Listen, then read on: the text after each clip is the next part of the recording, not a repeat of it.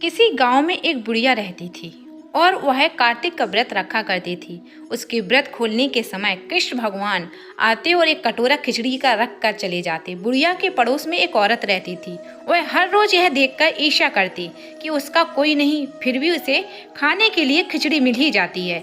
एक दिन कार्तिक महीने का स्नान करने बुढ़िया गंगा गई। पीछे से कृष्ण भगवान उसका खिचड़ी का कटोरा रख गए।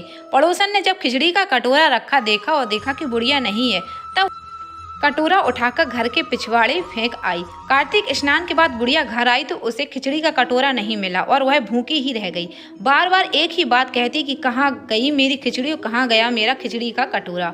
दूसरी ओर पड़ोसन ने जहाँ खिचड़ी गिराई थी वहाँ एक पौधा उगा जिसमें 2 फूल खिले। एक बार राजा उस ओर से निकला तो उसकी नज़र उन दोनों फूलों पर पड़ी और वह उन्हें तोड़कर घर ले आया।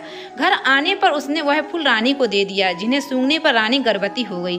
कुछ महीने बाद रानी के 2 पुत्र को जन्म दिया। वह दोनों जब बड़े हो गए तब वह किसी से भी बोलते नहीं थे, लेकिन जब वह दोनों शिकार पर जाते तब रास्ते में उन्हें वही बुढ़िया मिलती जो अभी भी यही कहती कि कहाँ गई मेरी खिचड़ी और कहाँ गया मेरा कटोरा। बुढ़िया की बात सुनकर वह दोनों कहते कि हम हैं तेरी खिचड़ी और हम हैं तेरा बेला। हर बार जब भी वह शिकार पर जाते तो बुढ़िया यही बात कहती और वह दोनों वही उत्तर देते। एक बार राजा के कानों में यह बात पड़ गई।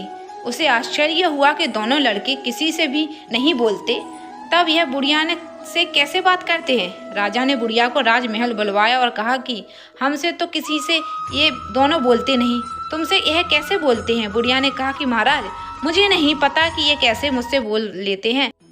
मैं तो कार्तिक का व्रत करती हूँ और कृष्ण भगवान मुझे खिचड़ी का बेला भरकर दे जाते थे। एक दिन मैं स्नान करके वापस आई तो मुझे यह खिचड़ी नहीं मिली। जब मैं कहने लगी कि कहाँ गई मेरी खिचड़ी और कहाँ गया मेरा बेला, तब इन दोनों लड़कों ने कहा कि तुम्हारी पड़ोसन ने तुम्हारी खिचड़ी फेंक दी थी तो उसके 2 फूल बन गए थे। वह फूल राजा तोड़कर ले आया और रानी ने सूंघ लिए तो उन्हें 2 लड़कों का जन्म हुआ। हमें भगवान ने ही तुम्हारे लिए भेजा है। सारी बात सुनकर राजा ने बुढ़िया को महल में ही रहने को कहा। हे कार्तिक महाराज, जैसे आपने बुढ़िया की बात सुनी वैसे ही आपका व्रत करने वालों की भी सुनना।